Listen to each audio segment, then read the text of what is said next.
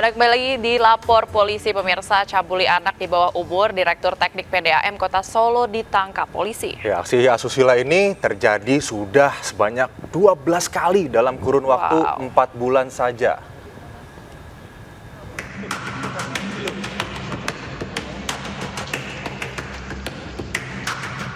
Mantan Direktur Teknik PDAM Kota Solo berinisial TAS ini hanya bisa tertunduk usai ditangkap polisi. Pelaku ditetapkan sebagai tersangka pencabulan seorang gadis di bawah umur yang masih duduk di kursi SMA. Aksi asusila ini terjadi dalam kurun waktu 3 Desember 2021 sampai 1 April 2022 dan sudah terjadi setidaknya sebanyak 12 kali. Aksi ini terungkap setelah ayah korban melaporkan ke polisi pada 21 Juni lalu. Tipu muslihat, serangkaian kebohongan bahwa yang bersangkutan bisa mengusir roh halus dari tubuh korban, kemudian bisa menyelesaikan semua kendala terkait dengan pembelajaran yang bersangkutan di sekolahnya.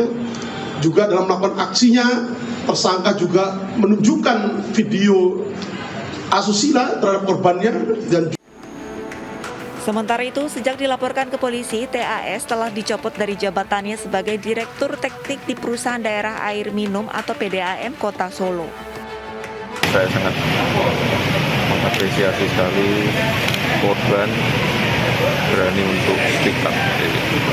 Setelah lakukan Polres, yang bersangkutan sudah tidak bertugas lagi. Untuk proses hukum selanjutnya kami serahkan kepada yang berwajib.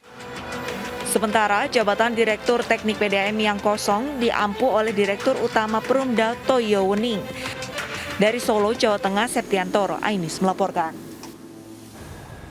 Selanjutnya, pemirsa, sungguh ironis seorang guru ngaji di Mojokerto tega cabuli santri laki-laki dengan modus pijat dan perlihatkan video porno. Ironis sekali ya. Dan sementara seorang paman di Deli Serdang, Sumatera Utara juga tega mencabuli ponakan perempuannya yang masih berusia 4 tahun.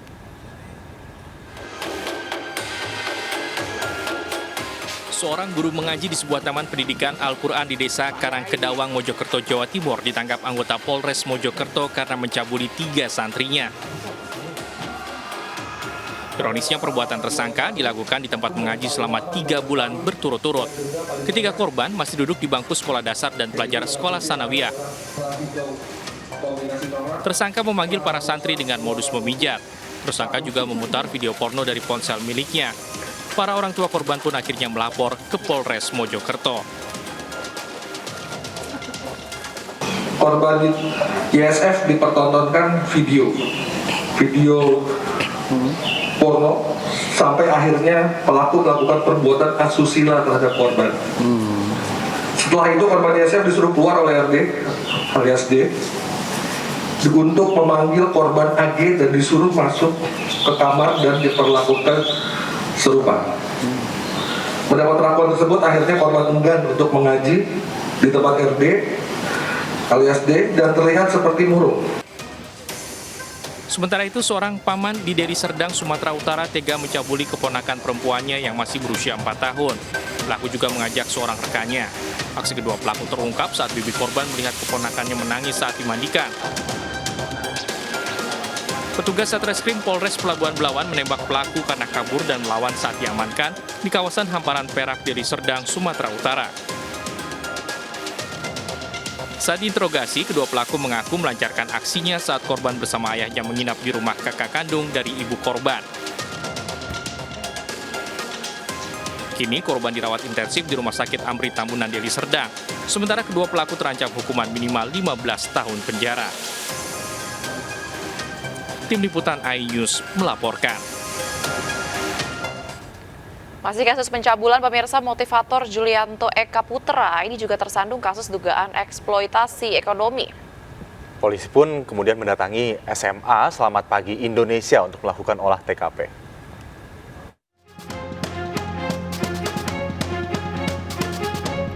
Tim identifikasi di Treskrim Polda Jawa Timur mendatangi SMA Selamat Pagi Indonesia milik terdakwa Julianto Eka Putra alias JE di Kota Batu, Jawa Timur, Rabu pagi untuk menggelar olah tempat kejadian perkara.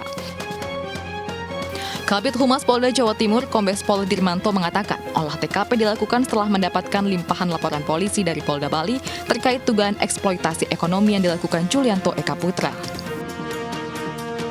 Dari limpahan dari kasus Bali ada 6 orang ya yang menjadi korban daripada kasus eksploitasi ekonomi yang dilakukan oleh JE.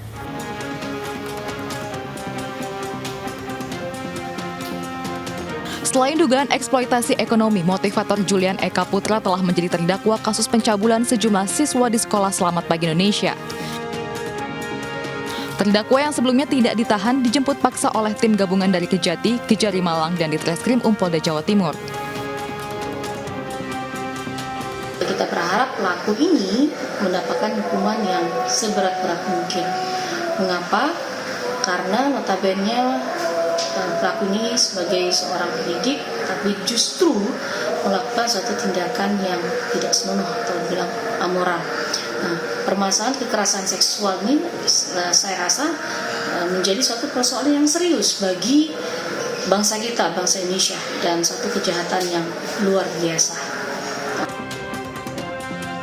Kasus kekerasan seksual oleh Julianto Eka Putra ini terus menjadi sorotan karena lebih dari 1 tahun setelah belasan korban yang melaporkan kasus ini berjalan sangat lambat.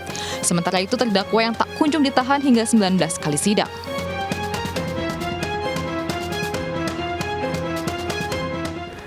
Iya, Baby, miris ya kita melihat informasi-informasi yang barusan ya, kekerasan seksual terjadi kepada anak-anak di lingkungan yang seharusnya mereka merasa paling aman di lingkungan pendidikan. Kemudian juga tadi ada paman yang kemudian tega mencabuli ponakan yang masih berusia 4 tahun. Betul sekali, Aldi. Akhirnya ini menjadi bukti bahwa ternyata pelaku kekerasan seksual atau predator seksual ini bisa berada di mana saja. Nah, makanya ini menjadi orang tua juga akhirnya punya PR untuk anak-anak, memberikan pengetahuan yang cukup tentang batasan-batasan mana perilaku yang pantas dan tidak pantas saat berinteraksi khususnya dengan orang lain. Betul, dan juga memberikan anak informasi-informasi tadi agar anak-anak ini benar-benar tahu kalau misalnya mereka ini menjadi salah satu target dari kekerasan predator-predator. Jadi kemampuan anak secara simpel untuk mempertahankan diri dari hal-hal tersebut harus bisa diberikan, dibekali ya. Edukasi juga harus dimulai dari dini ya, mana batasan yang tidak boleh disentuh dan mana yang boleh disentuh orang lain. Apalagi orang tua yang tidak bisa terus-terusan memantau. Betul. Pemirsa, kita ke informasi lainnya. Bocah 5 tahun di Ponorogo, Jawa Timur ini menderita luka bakar sekujur tubuh usai beli jajanan es krim asap, Aldi. Ini adalah minuman yang dicampur nitrogen cair, meledak saat dikonsumsi oleh korban.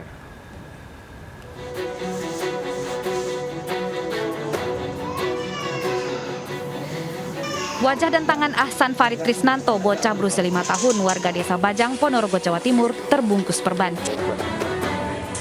Ia dirawat karena luka bakar saat mengkonsumsi es kebul atau es krim asap. Jajanan ini disajikan dengan campuran nitrogen cair. Saat hendak menonton pertunjukan reok, korban bersama ayahnya membeli es krim asap seharga Rp20.000. Saat korban menerima jajanan, tiba-tiba es krim yang ia pegang mengeluarkan api dan meledak. Api dengan cepat membakar pakaian korban. Disemprot pakai tabung yang isinya kalau nggak salah nitrogen.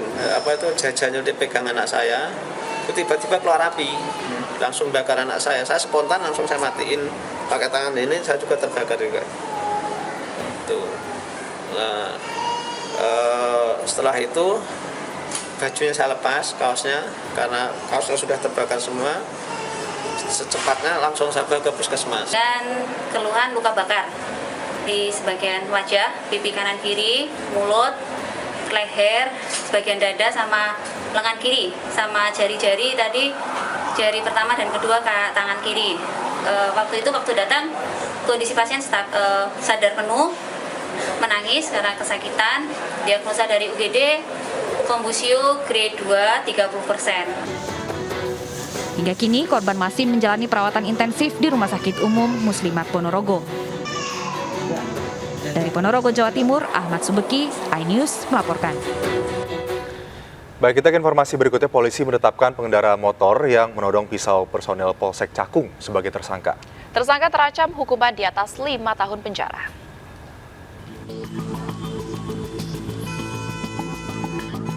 Inilah video viral saat seorang pria menodongkan senjata api kepada pengendara motor di pinggir Jalan Cakung, Cilincing, Jakarta Timur, Senin pagi. Namun ternyata, video ini merupakan potongan dari peristiwa keseluruhan yang merupakan aksi penangkapan pengendara motor yang mengancam polisi dengan senjata tajam. Kejadian berawal saat IS melawan arah di Jalan Raya Cakung, Cilincing, Jakarta Timur. Aibda P yang berada di lokasi langsung menegur pengendara motor tersebut untuk berbalik arah. IS tidak terima ditegur, kemudian melakukan perlawanan dan mengancam Aibda P dengan menodongkan senjata tajam jenis pisau dan mengancam akan menusuk petugas. Aibda P kemudian mencoba membekuk pelaku IS dengan merebut pisau dan mengeluarkan senjata api miliknya.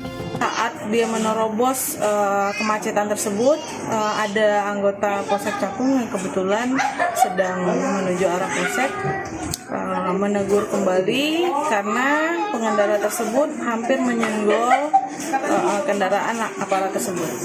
Dan kemudian ditegur, setelah ditegur dia mengancam petugas tersebut dan mengeluarkan pisau dan mengarahkan ke arah perut aparat sehingga diberikan peringatan dan direbut pisau tersebut.